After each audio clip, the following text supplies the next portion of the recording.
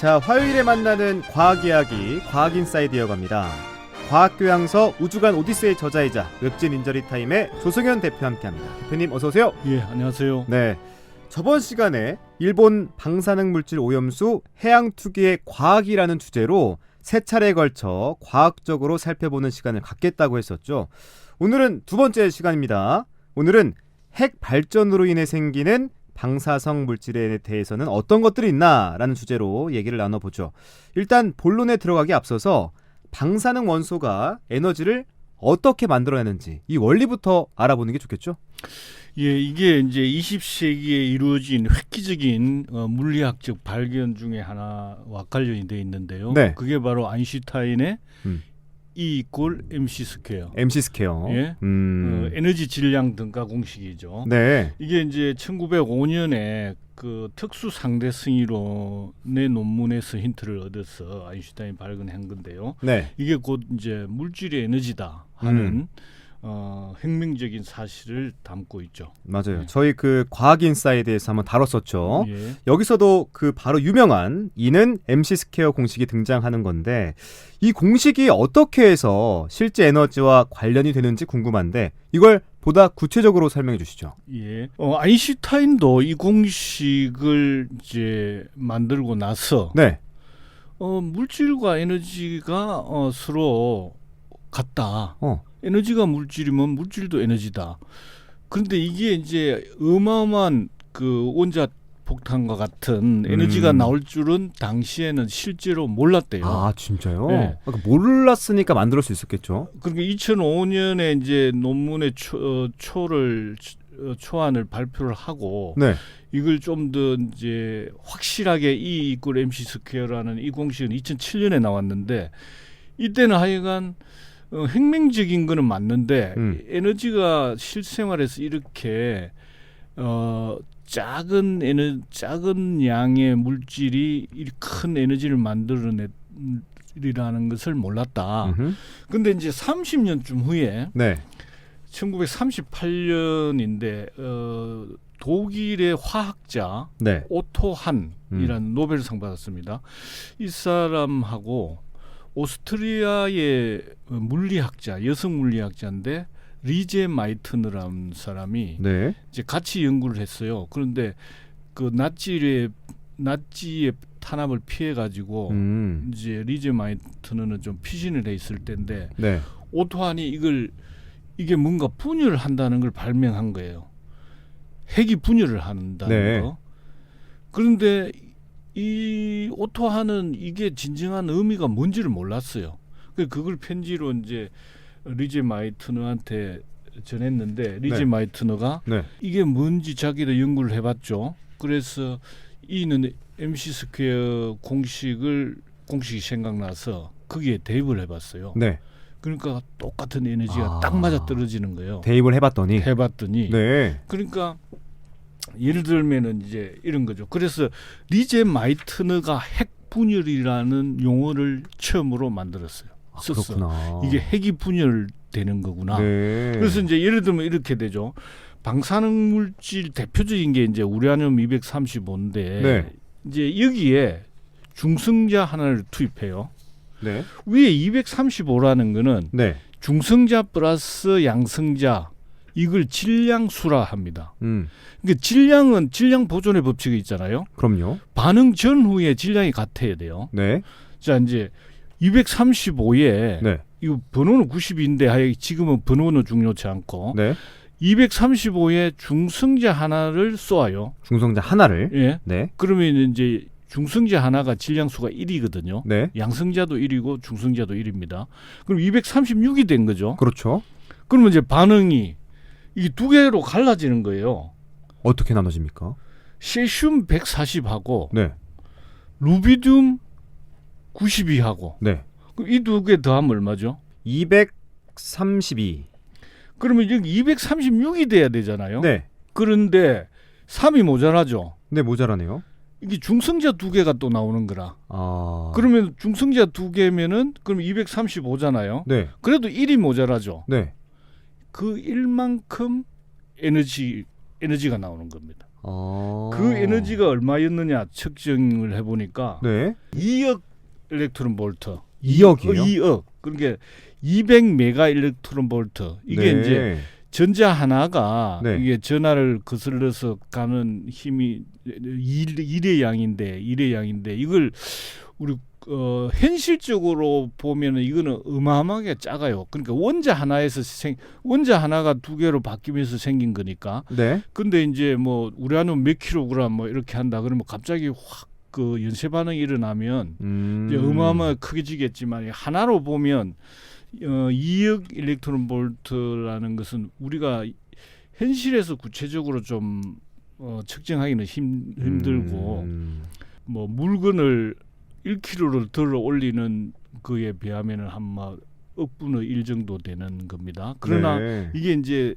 순식간에 어마어마한 많은 원소가 한꺼번에 하기 때문에 이제 큰 에너지를 내는 거죠. 그러니까 원자폭탄의 위력이 바로 여기서 나오는 에너지가 되겠군요. 그렇습니다. 그럼 원자폭탄의 원리는 어떤 원리입니까? 아까 뭐 그러니까, 모여서 한꺼번에 예, 폭발한다고 하는데. 원소 하나가 지금 이렇게 변하면서 2억 일렉트론 볼트를 냈대잖아요. 네. 이게 연쇄 반응이 일어나요. 연쇄 반응. 연쇄 반응. 그러니까 아까 중성자 하나 티 나왔다 했잖아요. 네. 이 중성자가 또 다른 우라늄을 원소를 공격하면 네. 이놈도 똑같은 반응이 이렇게 일어나는 거죠. 그렇죠. 그러니까 중성자가 계속 기하급수적으로 많이 생기잖아요. 하나에서 2개 나오고 2개 하면 4개 나오고 이렇게 정말 눈 깜짝할 사이에 단시간 안에 엄청난 폭발력을 보여주는 거군요. 그러니까 엄청나게 이걸 연쇄 반응이라고 그래요. 연쇄 반응. 그렇게 해서 네. 아주 정말 1초도 안 되는 시간에 막 수억 개, 수십억 개의 원자가 폭발한다. 그 연쇄 반응으로 이렇게 분열이 일어난다고 하면 그 에너지가 어마어마한 거죠. 그렇구나. 예. 근데 대표님 있잖아요. 우리가 방사능 물질이 핵폭탄 같은 핵무기에도 쓰이지만 이 전기를 생산하는 핵 발전에도 쓰이잖아요. 그렇죠. 네. 예. 그러면 핵무기와 핵발전의 결정적인 차이는 뭡니까? 핵폭탄은 네. 이런 핵 분열을 연쇄적으로 일어나게 만드는데 이게 단기간에 많은 연쇄 반응이 일어나도록 하는 거고 네. 핵 발전은 이거 그러니까 무섭잖아요. 폭발하면 안 되니까 네. 어떤 장치를 이용해가 감속제 같은 장치를 이용해 가지고 네. 되도록이면은 핵 분열이 좀 느리게 일어나도록 연쇄 반응을 차단하는 거예요. 연쇄 반응을 못하도록 아예 못하면 안 되니까 네. 아주 천천히 분열이 일어나도록 하는 거죠. 네. 그래도 좀 더 구체적인 설명이 필요할 것 같은데 핵발전의 원리를 조금 더 설명해 주세요. 예. 이제 우리가 전기를 얻는다는 거는 네. 전기 발생 원리는 이제 패러데이의 전자기 유도 법칙이라고 있습니다. 그게 뭐냐면 이게 코일에 자석을 넣었다 뺐다 하면은 그 코일에 전류가 흐르는 걸 발견한 거예요. 네. 그러니까 간단하죠. 어떻게 보면 뭐 코일을 쫙 감고 거기에 자석을 넣었다 뺐다 하면은 전기가 생기는 거예요. 네. 그런데 이제 이걸 이제 아주 대규모로 크게 뭐 장치로 이제 하려면은 이걸 코일도 많이 감고 또 이제 자석 세기도 강하게 그리고 그 속도도 빠르게 이 비례하거든요. 네. 그러니까 이 뭔가를 돌려서 터빈을 돌린다죠. 터빈이 돌아가면 네. 이게 자동적으로 전자석이 코일에 이제 들어갔다 나왔다 하도록 그 어떤 기계 장치를 만드는 거죠. 네. 그래서 그 돌리는 게 힘이 들어가잖아요. 그렇죠. 돌리는 터빈을 돌리는 게. 네. 그 원리는 아까 똑같고 터빈을 뭐로 돌리느냐 하는 거죠. 수력 같은 경우는 이제 물의 낙차를 이용해서 물레방향 돌아가면 그게 터빈 돌아가는 연기를 시키면 그죠? 네. 이제 화력은 석탄을 뗍니다. 네. 전기가 나오겠죠. 전기를 터빈에 쏘면 터빈 돌아가잖아요. 예. 원자력은 핵 분열이 일어나면은 에너지가 나오잖아요. 네. 그 놈이 열이잖아요. 네. 그러면 얘가 전기를 끓입니다. 그죠? 네. 물을 끓이면 전기가 나오겠죠. 그 전기의 힘으로 발전을 하는 거죠. 근데 이제 방식에 따라서 뭐 가압 중수로형, 가압 경수로형 그런 식으로 그 전기 발생을 시키는 원리는 조금씩 이제 다르지만은 기본적으로는 핵 분열에 의해서 나오는 에너지로 전기를 만들어서 돌린다 이런 얘기죠. 예. 그 핵 분열로 열을 발생시키면서 이게 외부로 유출되지 않도록 하는 장치가 바로 원자로잖아요. 그렇죠. 근데 원자로에 대한 구조도 궁금한데 예. 원자로는 어떻게 구성되어 있습니까? 우선에 그 원자로 명칭을 보면 네. 뉴클리어 리액터, 핵 반응로라는 거죠. 원자로라는 말은 사실은 제가 물리학도로 볼 적에는 이게 비과학적인 용어예요. 비과학적이라고요? 네. 그러니까 조금 정확하게 그 성격을 제대로 담아내지 못하고 있다. 핵 원조로에서는 핵 분열이 일어나잖아요. 네. 그러니까 핵이란 말이 들어가야 되는데 네. 우리나라에서는 다 핵자를 다 빼. 왜 그런 거죠? 왜냐면 그게 좀 위험하다. 이제 핵폭탄을 연상시키니까 네. 위험하다. 뭐 이런 무섭다 이런 의미로 들을까봐. 그런데 이제 미국에서 핵발전소 영어로 뭐라 쓰겠어요? 핵발전소. 예. 뉴클리어. 뉴클리어가 들어가겠죠. 네. 뉴클리어 파워 플랜트란 말이죠. 진짜 말 그대로네요. 말 그대로인데 우리는 네. 원자력 발전소. 아톰 발전소가 조금 바꿔서 표현하는군요. 우리는 이제 핵 대신에 원자라고 쓰는데 사실은 이게 그 기능적인 측면, 원리적인 측면에서는 전혀 이해가 안 되는 거죠. 네. 핵 원자로는 핵이 분열하는 장소를 이렇게 로처럼 만들어 놓은 곳이고요. 여기 안에 이제 뭐 우라늄 이제 주로 많이 사용하죠. 그래서 이제 가압 경수, 중수로, 경수로 이런 형이 있고 후쿠시마에서는 비등 경수로형인데 비등 경수로형은 그 원리적으로 볼 적에 이게 원자로에 핵 반응이 일어나면 열이 나겠죠.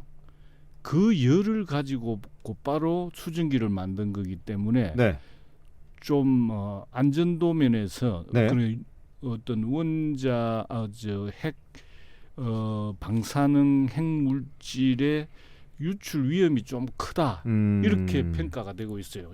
제 개인 생각이 아니라 과학적인 얘기인 거죠. 과학적인 얘기죠. 예. 아까 우라늄에 대해서 언급해 주셨는데 이 우라늄은 핵연료로 어떻게 사용됩니까? 우라늄이 이제 아까 우라늄 235에다가 뭐 중성자 넣으면 이렇게 아까 두 개로 세슘하고 바뀐다 했잖아요. 그렇죠. 이제 그렇게 이용되는 거죠. 이용되는데 거기 핵 연료봉 안에 넣어가지고 그걸 제어를 하는 거죠. 이제 좀 천천히 이제 분열하도록 핵 반응로에서 안에서 이게 이제 핵 연료는 이제 문제는 이게 2-3년 뭐 이렇게 쓰면 또 이제 교체를 해주는데 정육면체로 돼 있는 게 있어 긴 그 직육면체 같은데 넣어서 그걸가 이제 위에서 뭐 제어봉으로 이렇게 조절을 하는데 그게 쓰고 나면 그걸 그대로 빼야 돼요. 빼서 이제 수조 안에 담그죠.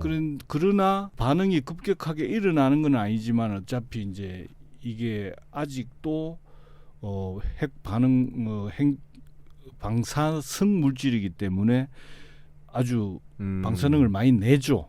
그래서 그 잘 보관을 이제 해야 되는 거죠. 보통 핵발전소의 경우에 핵 반응로가 안전하게 가동되고 있고 사용 후 핵연료도 수조 속에 보관되고 있어서 큰 문제가 없다고 보는데 후쿠시마 핵발전소의 경우에는 이 사고 때문에 방사성 물질 오염수에 대한 우려가 많은 거가 맞죠? 그렇죠. 이거에 대한 우려가 가장 큰 거잖아요. 그렇죠. 이제 그래서 이제 후쿠시마 그 방사성 물질 오염수에 뭐가 들어있는지 위험도가 어느 정도인지 이제 이걸 짐작을 하려면 우리가 자료는 정확하게 공개된 게 없으니까 일반인들은 모르잖아요. 그 방사성 그 폐기물 내지는 핵 발전으로 생기는 다른 방사성 물질이 어떤 게 있는지 대충 짐작하려면은 네. 그 사고가 어떤 거였는지를 알아야 되잖아요. 네. 그래서 이제 보통 사고가 안 난 데는 그 사용 후 행륜으로 쓰던 걸 그대로 가지고 수조 안에 담가 놓으면 물론 거기도 어느 정도 뭐 방사성 그 어떤 감지는 되는데 거기에 뭐 유출이 뭐 심하다든지 이런 건 아니잖아요. 그렇죠. 그런데 만약 그 연료봉이 깨졌다고 생각해 보세요. 깨져 가지고 공기 중으로 날아갔거나 네. 아니면 그게 지하수하고 겹쳐 가지고 흘러내렸다면 어떻게 될까? 그러면 그 안에 뭐가 들어 있을까? 야. 짐작할 수 있는 거잖아요. 네. 그래서 이제 일본 사고가 어떤 성격이었는지 이걸 이제 알아봐야 되는 거죠. 그렇죠. 그런데 지금 방사성 그 핵연료가 타면서 그냥 우리는 연탄을 떼우면은 나중에 연탄재 하나밖에 안 남잖아요. 그렇습니다. 그런데 우라늄을 이게 이제 태운다고 가정을 하면 네. 이게 분열을 하면서 최소한 수십 가지의 방사능 물질을 만들어냅니다. 네. 왜냐하면 이 방사성 물질이라는 게 이제 뭐 아주 여러 가지가 있는데 뭐 80 이상 그 원자 번호 80 이상도 있지만은 삼중수소 같은 거는 3인데도 방사성 물질이거든요. 네. 그 이제 원자 핵이 달라지면서 만들어진단 말이죠. 왜냐하면 같은 원자에 아까 중성자 하나를 넣으면 분열되면은 전체 양성자 수가 다른 두 개가 생기잖아요. 이게 하나 들어가고 빼지고 하면서 다른 핵들이 만들어져요. 그걸 다른 방사성 핵종이라고 합니다. 그래서 그 방사성 핵종은 대부분 다 방사성 원소죠. 네. 이놈들이 원자 핵 분열 그러니까 원자로가 가동되면서 거기에 수십 가지의 다른 방사성 핵종이 생겨난다는 거죠. 그래서 원자로가 손상을 입으면 네. 그러니까 원자 연료, 핵연료가 연료봉이나 이런 데 손상을 입으면은 그 수십 가지의 핵종이 외부로 유출될 가능성이 어마어마하게 높은 거죠. 네. 자, 연일 보도되고 있는 이 후쿠시마 오염수 논란을 보다 과학적으로 이해하는 시간을 저희가 마련하고 있는데 다음 주에는 마지막 시간이잖아요. 네. 과학의 시선으로 바라보는 후쿠시마 방사능 물질 오염수로 마무리하겠습니다. 다음 주에도 과학 인사이드 기대해 주시고요. 오늘은 여기서 마무리하죠. 지금까지 웹진 인저리 타임의 조성현 대표와 함께했습니다. 대표님 오늘 말씀 고맙습니다. 네, 감사합니다.